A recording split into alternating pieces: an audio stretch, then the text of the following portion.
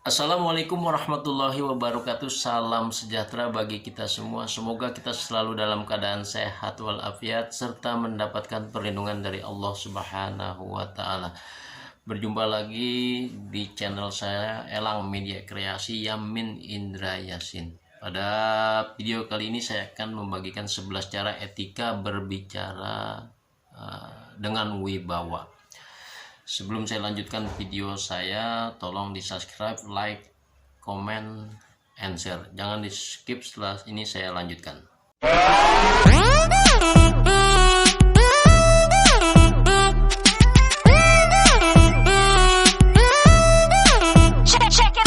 Baik, saya akan lanjutkan etika berbicara secara wibawa.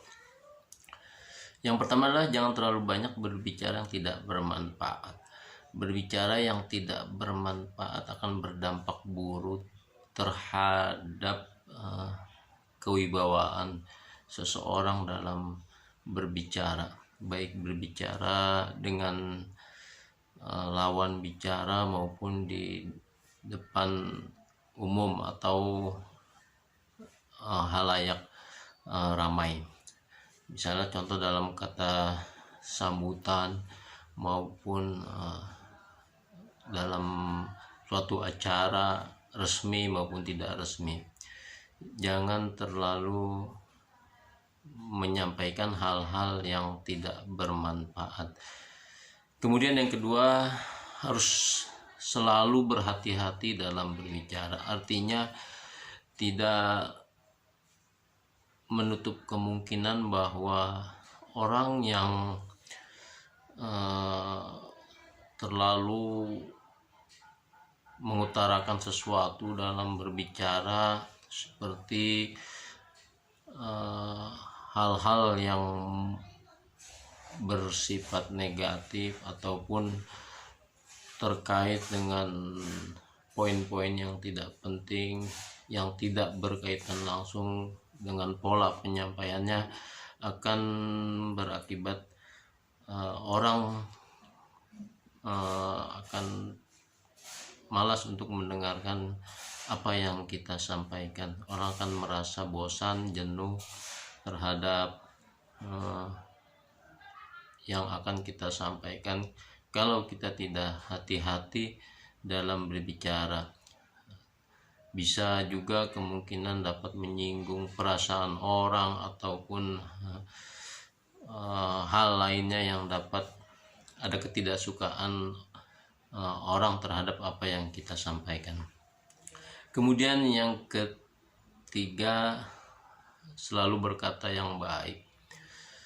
Dalam menyampaikan sesuatu hal baik di depan umum, dalam forum yang resmi, sampaikanlah hal-hal yang bermanfaat, yang baik bagi kita maupun bagi orang lain, sebab dari kalimat atau kata-kata yang akan kita sampaikan supaya ada manfaat, supaya ada kegunaan bagi orang lain dan bagi diri kita sendiri, sehingga penyampaian kalimat dan kata-kata itu bisa bermanfaat dengan baik. Kemudian yang keempat, di dalam etika berbicara, tidak mencela hal-hal yang bersifat kepribadian atau secara fisikal maupun secara lingkungan. Misalnya kita mencela situasi dan kondisi, atau kita menekankan kepada fisik terhadap seseorang maupun lawan bicara kita, atau kita bicara dengan audien. Jangan sekali-kali kita mencela sesuatu hal. Itu akan berdampak buruk, berdampak tidak baik terhadap apa yang kita sampaikan dan mengganggu kewibawaan orang yang menyampaikan atau orang yang berbicara. Kemudian yang kelima, tidak berbohong. Artinya apa yang kita sampaikan sesuai dengan apa yang orang lihat, apa yang orang rasakan. Artinya ada komunikasi yang baik dengan apa yang kita sampaikan, sehingga orang akan menganggap sesuatu hal yang dia rasakan baru saja kita sampaikan. Seberat apapun yang kita sampaikan, sampaikanlah yang jujur, sampaikanlah yang baik, sampaikanlah secara apa adanya, sehingga orang yang mendengarkan atau orang yang menyimak kalimat atau perkataan kita dapat menerimanya dengan baik.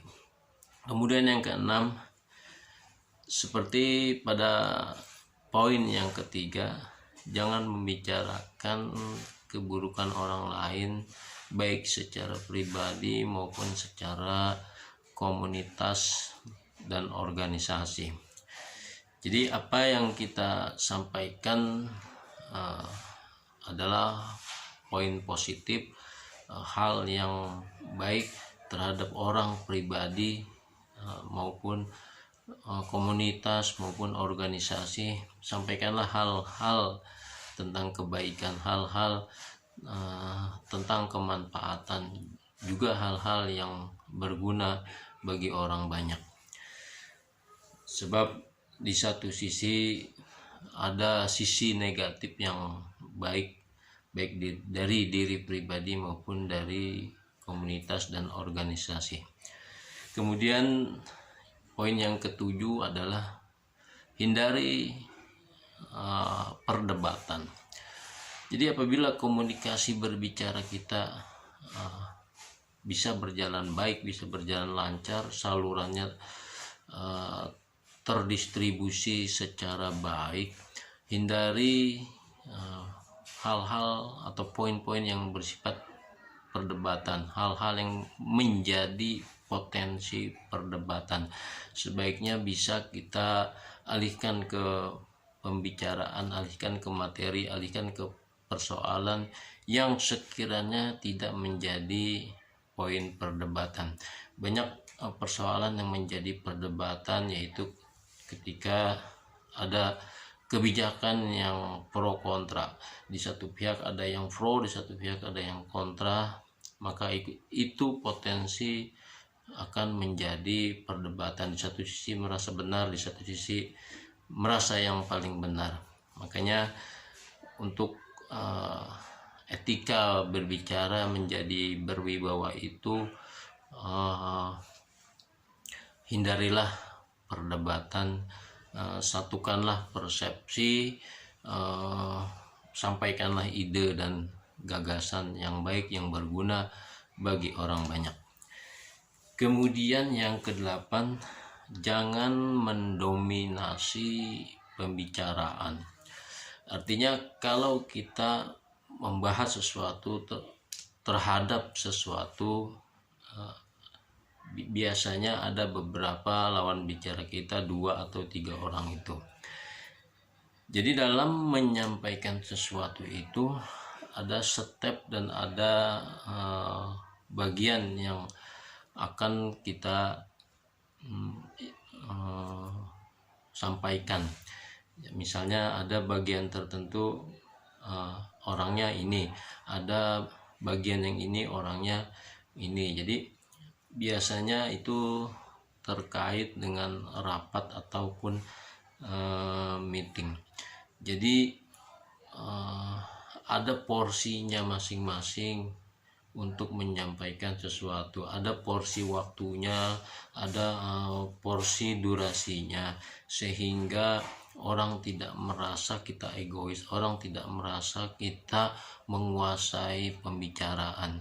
Baru suasananya akan menjadi produktif, suasananya akan menjadi baik bagi kita semua. Kemudian yang ke-9 adalah tidak egois.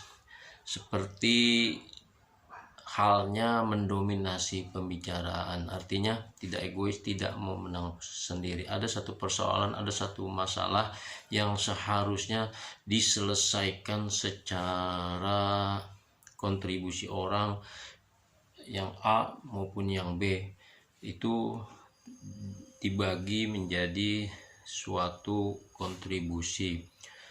Kontribusi yang ini, kontribusi yang itu akan disatukan menjadi persepsi yang sama. Jadi tidak satu sama lainnya tidak merasa diegoiskan atau merasa egois atau merasa menang sendiri. Disitulah timbullah komunikasi yang lancar, tersalurkan dengan baik, produktivitasnya bisa berjalan. Kemudian yang ke-10, pada percakapan atau suatu pembicaraan atau cara etika berbicara secara wibawa, jangan membanggakan diri sendiri. Ketika kita melaksanakan penyelesaian suatu masalah, ada kita, ada lawan bicara kita.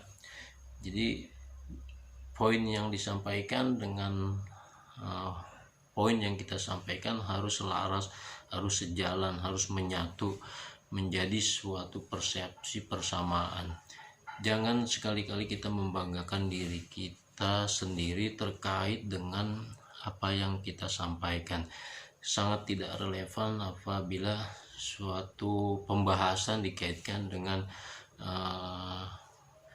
kebanggaan kita, kebanggaan di dalam diri kita itu menjadi tidak relevan. Orang akan berpendapat, orang akan berasumsi bahwa kita itu tidak relevan, tidak pada porsi yang sebenarnya. Kemudian yang ke-11 adalah etika berbicara secara berwibawa, menjaga intonasi suara. Jadi intonasi suara atau tekanan suara itu harus kita sejajarkan dengan lawan bicara kita, baik dalam posisi rapat, meeting dan sebagainya. Tidak terlalu mengeraskan suara, juga tidak terlalu lambat intonasinya, atau juga tidak terlalu kecil volume suara kita.